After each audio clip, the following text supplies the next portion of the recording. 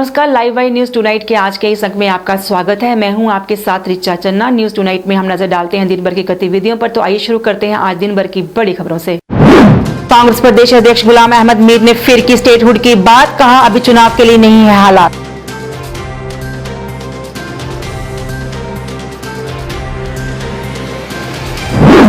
Casual labour United front ने श्रीनगर में किया प्रदर्शन, पक्का करने और मिनिमम वेजेस एक्ट लागू करने की मांग।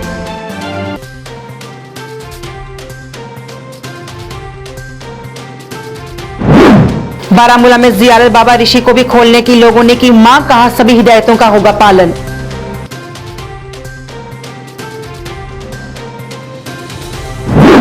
अनंतनाग में फल उत्पादक कम रेट मिलने से परेशान, सरकार से मदद की अपील।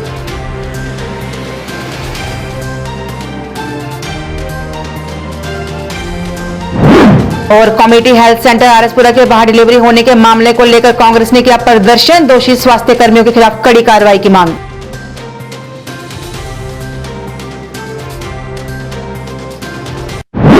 आप समाचार विस्तार से। कांग्रेस के प्रदेश अध्यक्ष गुलाम अहमद मीर ने एक बार फिर स्टेटहुड की बात की है। प्रेस कॉन्फ्रेंस में उन्होंने कहा कि 370 को जिस तरह से हटाया गया वो गैर कानूनी और गैर संवैधानिक था। उन्होंने कहा कि इसे वापस लेने में कांग्रेस भी गुपकार डिक्लेरेशन का समर्थन करती है। जो गुपकार डिक्लेरेशन की आप बात कर रहे हैं, गुपकार डिक्लेरेशन 4 अगस्त 2019 को वजूद में आई और जब उस वक्त पूरे रियासत में एक पैनिक जैसा सिचुएशन क्रिएट किया गया कि गवर्नर साहब उस वक्त के कुछ कह रहे थे, होम मिनिस्टर यूनियन कुछ कह रहे थे, पुलिस के बड़े आला अधिकार कुछ कह रहे थे, अवाम कुछ महसूस कर रहा था। तो एकदम कुछ मतलब उस तरह की सिचुएशन बन गई थी कि कुछ अनसर्टेनिटीज लोगों के दिलों में थी। तो इसलिए उस वक्त बरवक्त तरीके से जितने भी non BJP political parties Jammu Kashmir में थी, खासकर वादी में जिस नाम से भी थे, तो वो एक प्लेटफॉर्म पर इकट्ठे हुए और एक रेजोल्यूशन दिया और उसमें status quo of state as well as the status, ये 2 बड़े वर्ड हैं उसमें। बाकी तो आगे पीछे हम सब लोग मिलकर के दिल्ली जाएं, राष्ट्रपति से मिले, किससे मिले, वो तो एक अलग कहानी, मगर 2 वर्ड उसमें जो उस वक्त दर्ज हुए कि स्टेटस को जो हमारा स्टेट उस वक्त था वो बहाल रहना चाहिए, जो स्टेटस हमें हासिल था इंडियन कॉन्स्टिट्यूशन के मुताबिक वो हमें बरकरार रहना चाहिए। तो उसमें कांग्रेस पार्टी भी उस वक्त शामिल थी और बाकायदा हमने उसमें एग्री किया है उस वक्त, क्योंकि कोई सिचुएशन थी नहीं। अब 1 साल के बाद में जब धीरे धीरे लीडर्स खुलने लगे, अभी भी महबूबा जी बजाज खुद तो सेफ्टी एक्ट में बंद ही है, तो फिर भी फारूक साहब चूंकि सीनियर लीडर है हमारे रियासत के, उन्होंने टेलीफोनिकली हमसे पूछा, चूंकि मीटिंग तो हो नहीं पाई थी, कि क्या कांग्रेस पार्टी उस गुपकार डिक्लेरेशन के मुताबिक आज भी उस मौकूफ पर कायम है। तो प्रिंसिपली कांग्रेस पार्टी उसके साथ में है।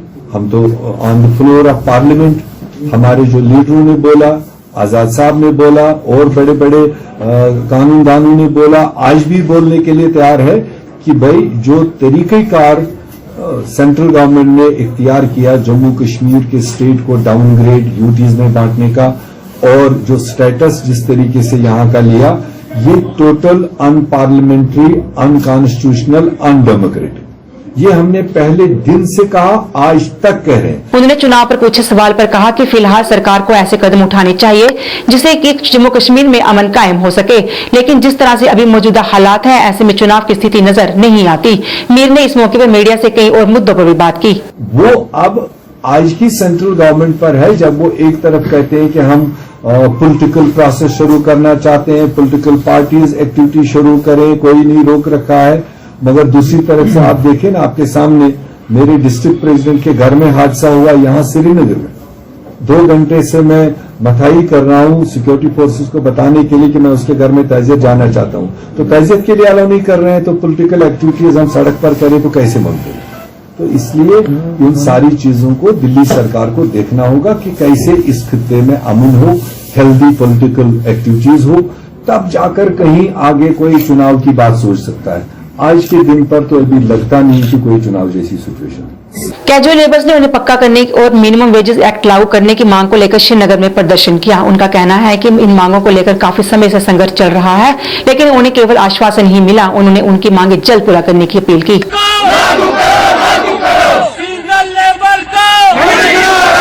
हमने जो स्ट्राइक प्रोटेस्ट प्रोग्राम दिया है जो 3 दिन का है, और आपको ये भी पता होगा कि अभी हम बिल्कुल कंटिन्यू, मुझे लगता है कि 3-4 महीने से हम कंटिन्यू प्रोटेस्ट कर रहे हैं, लेकिन गवर्नमेंट अभी टच से मस नहीं हो रही है। लेकिन हमारे पास यही एक हथियार है कि हम खाली प्रोटेस्ट कर सकते हैं और जो हमारी जो आवाज़ है वो मुतल्ला अहकाम तक पहुंचे कि ये एक गरीब कौम है, ये एक मजलूम कौम है।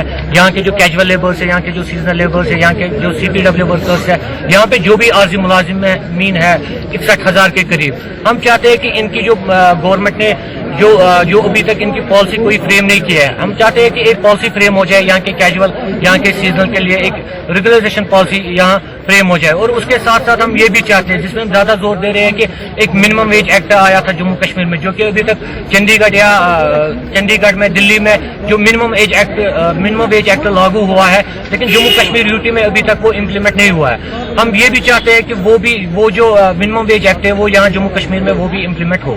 जम्मू कश्मीर में धार्मिक स्थलों को श्रद्धालुओं के लिए खोल दिया गया है, लेकिन बारामूला जिला में स्थित जियारत बाबा पायम दीन ऋषि अभी भी बंद है, जिसके कारण श्रद्धालुओं में रोष है। उनका कहना है कि सारे धार्मिक स्थलों को खोल दिया गया है, तो इस जियारत को क्यों नहीं खोला गया।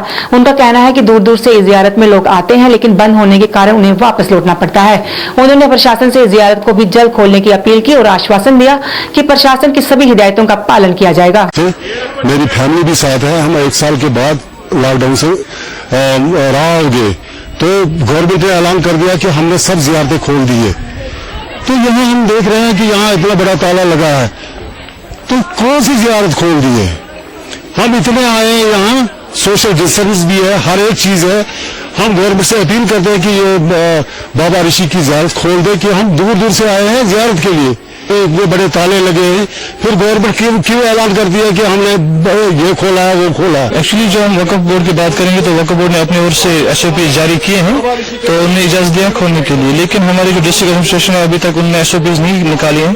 तो इस बारे में हमने भी उससे बात की थी, तो DC साहब का ये कहना है कि जब तक मैं SOPs नहीं निकालूंगा तब तक यहाँ पे किसी को जियारत में जाने की इजाजत नहीं है। तो और वही बात बाबा ऋषि की, एज पर बाकी जो जियारत हैं उनके हवाले से यहाँ पर एकोमोडेशन भी है, बाकी जगह एकोमोडेशन नहीं है।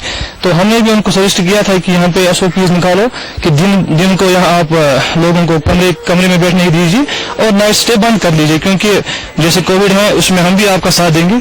अनंतनाग के फल उत्पादक कम रेट मिलने से काफी परेशान हैं। उनका कहना है कि पहले 5 अगस्त के बाद से बंद के कारण और मौसम व खराब गुणवत्ता वाले कीटनाशक के इस्तेमाल से उन्हें काफी नुकसान उठाना पड़ा है। उसके बाद कोरोना के चलते हुए लॉकडाउन के कारण उन्हें उत्पादन का काफी कम रेट मिल रहा है, जिससे उन्हें काफी नुकसान हो रहा है।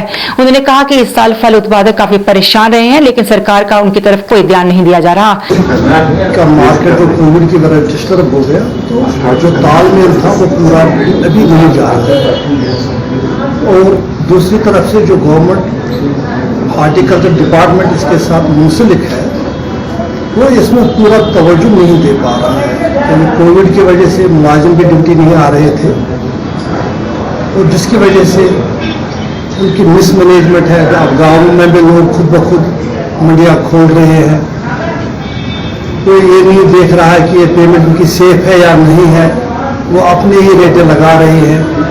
बाहर की जो मार्केट्स हैं उसको देख के और यहाँ के मार्केट को देख के जो ये देहातों में पड़े हैं मंडियाँ, तो उसमें बहुत अंतर नजर आता है। लगता है जैसे कि काले पैसा इनको देना ही नहीं है। लिहाजा हम सरकार से गुजारिश करते हैं, पिछले साल 5 अगस्त से जो प्रॉब्लम कश्मीर में आई, पहले तो कर्फ्यू था 5 महीने, फिर तो अब सरमा आ गया, सीजन ऑफ हो गया, फिर मार्च से लॉकडाउन आ गया। थ्रू इंडिया इन्होंने लॉकडाउन किया, कश्मीर में भी लॉकडाउन हो गया, जबकि हमने देखा दूसरे मुल्कों में इतना लॉकडाउन नहीं हुआ। और इब्तिदा में जो लॉकडाउन गवर्नमेंट ऑफ इंडिया ने किया, उससे हर एक मजदूर ताजर इफेक्ट हुआ। सबसे पहले मैं कहूँगा कि जो कोविड-19 की वजह से जो है इस साल के हिट्स वो बहुत कम देखने को मिल रहे हैं एज कम्पेयर टू नॉर्मल जो सीजन्स रहे हैं।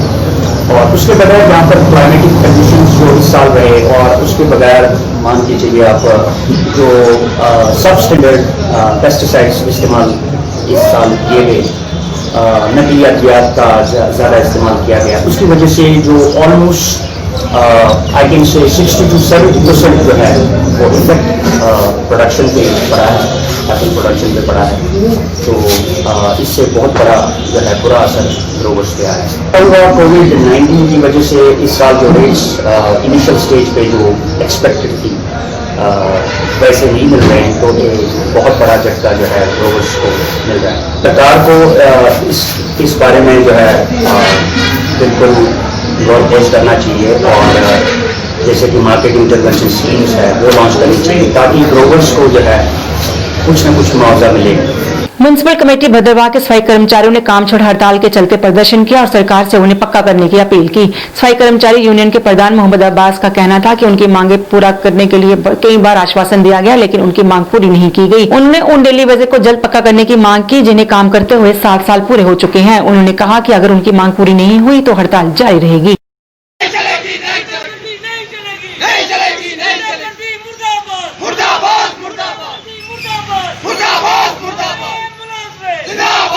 चौदह में SRO चौहट के तहत हमारे कुछ साथियों को परमानेंट किया गया था। उसके बाद जो और बचे थे उनको तो 15 से 20 साल काम करते हुए डिलीवरी में, तो हम गवर्नमेंट से यही अपील, उस दिन तो 3 महीने का टाइम दिया हुआ था कि आपको 3 महीने के बाद परमानेंट किया जाएगा। 3 महीने करते करते 6-7 साल और गुजर गए, तो अभी तक किसी को परमानेंट नहीं किया गया। जब भी कोई ऑर्डर निकलता है तो उसको गवर्नमेंट दबा के रखती, बोलती है फेक ऑर्डर है। तो उसी के तहत हम गवर्नमेंट से ये अपील करना चाहते हैं कि हमारे जो सफाई कर्मचारी जिनका पीरियड हो गया है, 7 साल कवर कर चुके हैं, उनको सबको परमानेंट किया जाए। और जो एक ऑर्डर निकला था 18,350 का, तो उसका भी उन्होंने कहा कि ये फेक ऑर्डर, पहले ऑर्डर निकाला, उसके बाद जब ऑर्डर बाहर शो हो गया तो गवर्नर साहब को ट्रांसफ़र कर दिया। कब तक ये ड्रामा चलता रहेगा? कभी डायरेक्टर को ट्रांसफ़र कर रहे हैं, कभी गवर्नर को ट्रांसफ़र कर रहे हैं। इसलिए हमने ये 3 दिन का टाइम दिया है गवर्नमेंट से। अगर हमारे मसले हल नहीं हो तो ये स्ट्राइक और बढ़ेगी आगे। हाँ सर, हमारे इश्यूज़ ये हैं कि हम 15-15, 16-16 साल से गवर्नमेंट से अपील करते थे कि हमें परमानेंट करो, लेकिन हमें सिर्फ टाइम दिया जाता है, कभी 3 महीने का, कभी साल का, कभी 15 दिन का, कभी 20 दिन का, तो लेकिन हमारे मसले हल होते नहीं हैं। इसलिए हम पंजाब वैली की 4-7 कमेटियाँ मिल चुकी हैं और हम स्ट्राइक पे गए हैं, और जब तक हमारे मसले हल नहीं होंगे हम स्ट्राइक को वापस नहीं ले लेंगे।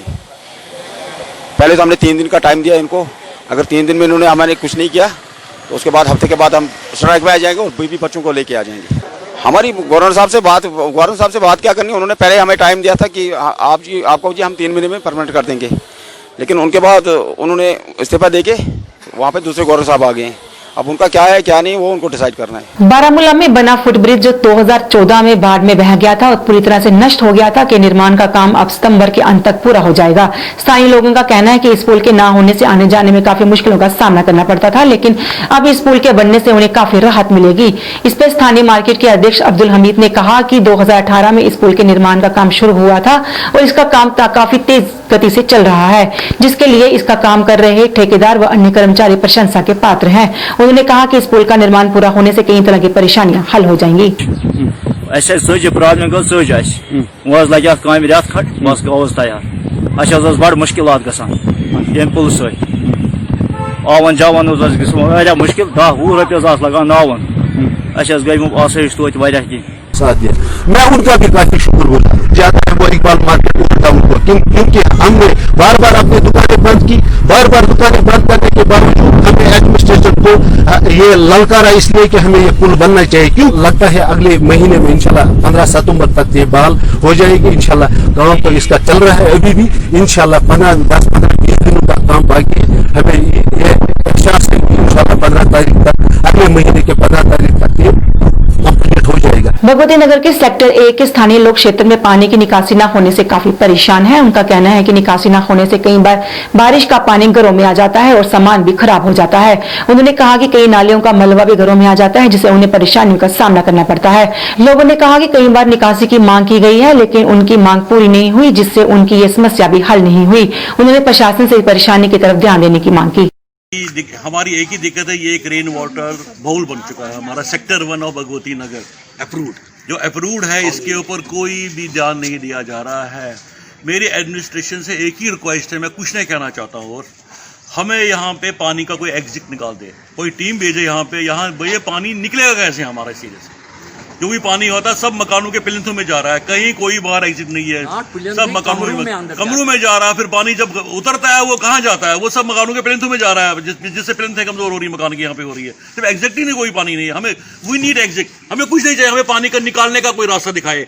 किसको भेजते हैं? एक्सपर्ट टीम को भेजते हैं, जो भी आता है लेट देम सी, यहाँ पे आए देखे इस चीज को कि कैसे पानी निकल सकता है। कि ये हमारे हाथ में तो है नहीं, ये उनके हाथ में है, उनको देखना है, उनके एक्सपर्ट से वो देखेंगे पानी कैसे निकालना है। और ये प्रॉब्लम आज की नहीं, ये कोई 12 साल की 10-12 साल की प्रॉब्लम है जो पानी यहाँ से नहीं निकलता है। और क्या आता है, पानी बहुत इतना चढ़ गया, सारे बिस्तरे गोत हो गए, पलंग गोत हो गए, सारा सामान है, सारा सामान खराब हो गया। सरकार को यही कहना चाहते हैं कि देखो आप क्या कर, थोड़ा सा इंटरेस्ट ले लें।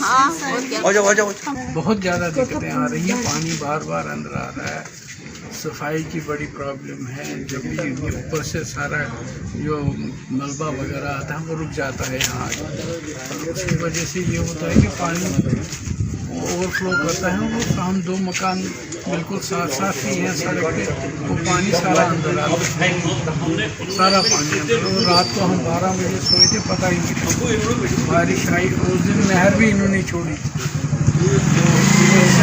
पूरा पानी का सड़क से सारा पानी इतना बारिश का था, वो इनके घर में भी घुसा, हमारे घर, और नाले से भी अंदर आया पानी।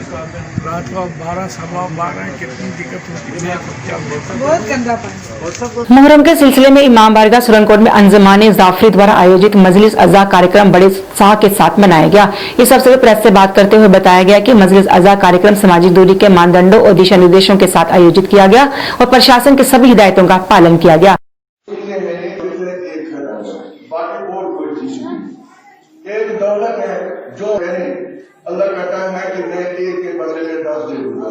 फिर भी पूरे मुल्क में, पूरे भारत में, पूरे पाकिस्तान में, बल्कि हर मुल्क में ये दिन मनाया जा रहा है। इतना ज़रूर है कि जो पाबंदियां हम पे आयद की गई हैं वो सब पाबंदियां हम उन पे चल के कोशिश कर रहे हैं कि अपनी मजालिस में दूर दूर बैठें, अपनी मजालिस में जो भी इसमें मतलब पाबंदियां हैं उन पे अमल दरामद करें।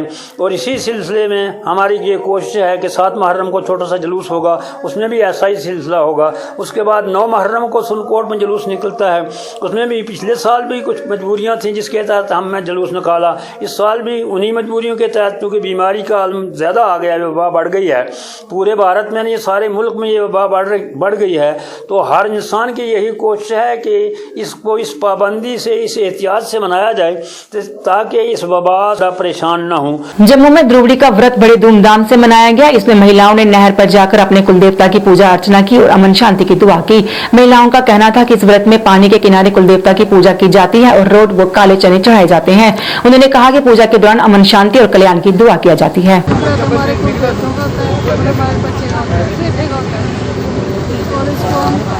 एक दिन पहले हम चने धो देते हैं, दूसरे दिन सुबह उठ के हम रोट बनाते हैं और फिर नहर पे आते हैं पूजा करते हैं। सुबह कुछ नहीं करते, पानी भी नहीं पीते। उसमें रोट बनाए जाते हैं और चने लाए जाते हैं, इधर गिरा के पूजा की जाती है और फ्रूट चढ़ाया जाता है, पैसे चढ़ाए जाते हैं और अपने देवताओं की पूजा की जाती है। लाइव वाई न्यूज टुनाइट के आज के अंत में बस इतना ही। मुझे मेरी सारी टीम को दीजिए इजाजत और आप देखते रहिए लाइव वाई। नमस्कार।